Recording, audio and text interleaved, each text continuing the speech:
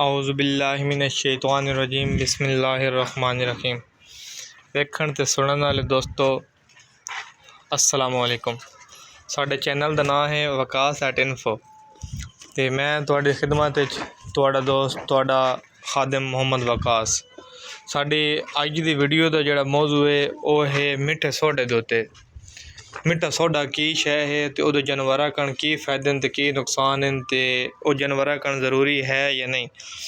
जी साडी अज दी video का मौजू है वह टोटल मिठे सोडे दे उत्ते है। इंशाल्लाह साडी जितनी भी वीडियो होसन उन्हां चों हर एक वीडियो इंशाल्लाह तुहाडे फायदे कण होसी। जिहड़ी गल तुहाडे नाल करसां इ'यां जानो गल्लां दा निचोड़ होसी, इंतहाई कीमती गल होसी, इंतहाई अजमूदा गल होसी। उहदे विच कोई किसी किस्म की कोई ऐसी वैसी गल ना होसी जिहड़ी अपने कोलू कीती गई होवे जिहदा कोई फायदा ना होवे। मिठा सोडा दा जिहड़ा अज साडा मौजू है मिठा सोडा जानवरां नूं देना चाहिदा या नहीं देना चाहिदा। अगर देना चाहिदा तो क्यों देना चाहिदा, इहदे केह् फायदे न ते केह् नुकसान हैं।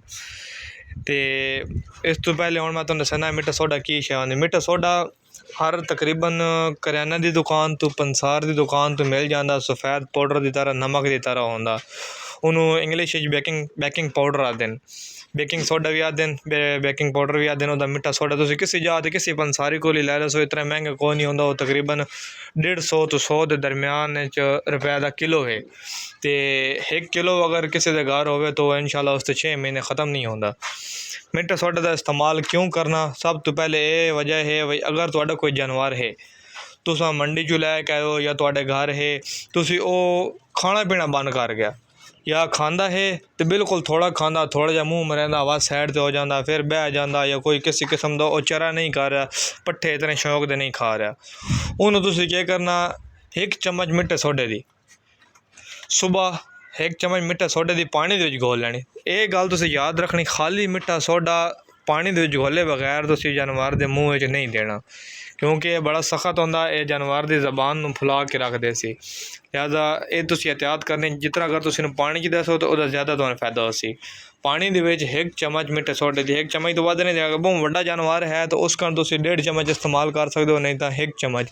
ये ज़्यादा इस्तेमाल करे सो तो नुकसान होंदा है, क्योंकि इतना चीज़ अच्छी है ना, इहदा ज़्यादा असर करने नाल इहदा ज़्यादा नुकसान हो सकता। लिहाजा तुसी 1 चम्मच मिठे सोडे दी तुसी पानी दे विच घोल के इनू देनी। तो उस तो तुसी तकरीबन अगर सुबह दिती तो तुसी जिस टाइम सैकेंड टाइम पट्टे गतने जोर टाइम तुसी आपे महसूस करो सो काफ़ी ज़्यादा तो फ़र्क है, काफ़ी तो ज़्यादा फ़र्क है ये भाई पट्टे खा रहे। तो तुसी उन्होंने होर बेहतर महसूस करना, तुसी शाम नूं जिस टाइम पट्टे शट्टे खा रहे उस टाइम तुसी वध दे देनी। तो सुबह तक वो काफ़ी ज़्यादा फ़र्क हो सी इंशाल्लाह। मैदे दे जितनी भी तेज़ाबियत है वो सारी ख़त्म हो वैसी। तो ये तुसी अगर एक जानवर ज़्यादा बिल्कुल नहीं खाना उन्होंने तुसी तकरीबन 3 तो 4 दाड़े लगातार मिठा सोडा देना, तो जानवर का ज़मीन आसमान का फ़र्क आ वैसे इंशाल्लाह जानवर बहुत ज़्यादा चारा करने लग पो सी। अच्छा उस तो बाद तुसी वंडा खवा देंदे जानवर नूं, किसी जानवर ने वंडा ज़्यादा खा लिया तो वह मैदा तेज़ाबियत बन गई है, कोई शै नहीं खा रहा या वह पेट उफारा कर गया या उन्होंने जो ना पेट बंद हो गया, कोई शै आ नहीं रही, उन्होंने तुसी मिठा सोडा दो पानी घोल के, उसकी बिल्कुल तेज़ाबियत ख़त्म हो वैसी। जोड़ा बंदा अपने जानवरों नूं वंडा खवांदा तो उस तो बाद मिठा सोडा नहीं देंदा तो उसका उल्टा वंडा नुकसान देवे। मिठा सोडे दे बहुत ज़्यादा फायदे ने, अंदर तेज़ाबियत बदहज़मी टोटल हर शै नूं ख़त्म कर देंदा है। मैं ये कहना भी जोड़ा बंदा हफ्ते दे विच अपने जानवर नूं 2 दफ़ा मिठा सोडा नहीं दे सकता उन्होंने जानवर रखने का कोई हक नहीं। अगर कोई बंदा बकरे रखेंदा कुर्बानी वाले या कोई उहदे नाल एक जानवर है उहदे मूँह विचों बड़ी बदबू आंदी, उहदे दुध चों बदबू आंदी, जैका आंदा, स्मैल आंदी है।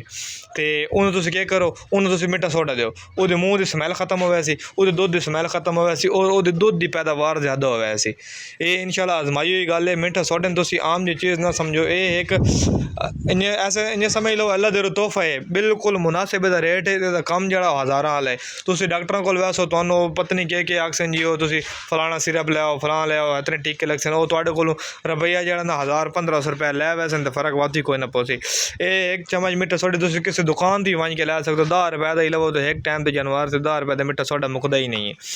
लिहाजा मिट्टे सोडे के बारे हुण तुहानूं तकरीबन मेरे ख्याल के मुताबिक सारी इन्फॉर्मेशन मिल गई हो सी। बाकी किसी बंदे नूं किसी किस्म का कोई डाउट होवे तुसी ओ कमेंट च पुछ सकदे हो, या तुसी मेरा नंबर है 0302 84 28 592। तुसी मेरे नाल WhatsApp ते रब्ता कर सकदे हो या उंज रब्ता कर सकदे हो। इंशाल्लाह जिवें ही मैनूं टाइम मिलसी मैं तुहाडे हर मैसेज का जवाब देसां ते जितनी भी साडे कोल खिदमत हो सकी इंशाल्लाह करसां।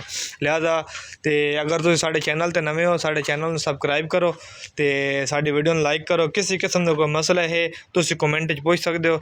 इंशाल्लाह आउण वाली वीडियो इस नाल भी ज़्यादा तुहाडे कन करामद होसी। हर रोज़ दी वास्ते तकरीबन तुहाडे नाल वीडियो शेयर की जा रही है। तुसी पिछे वीडियो वेख सकदे हो। हर वीडियो दे विच तुहाडे फायदे वाला काम हो रहा, तुहाडे फायदे की गल हो रही। लिहाजा किसी किस्म का कोई सवाल होए तो साडे पुछ सकदे हो। तो ठीक है जी, अपने दुआवां सानूं याद रखा है, अपने जानवरों का ख्याल रखा है। गर्मी ज़्यादा है, अपने जानवरों को गर्मी तो बचाओ तो उन्होंने खुराक का खास ख्याल रखो। इंशाल्लाह जानवर तुहाडे बेहतर आसन। वस्सलाम।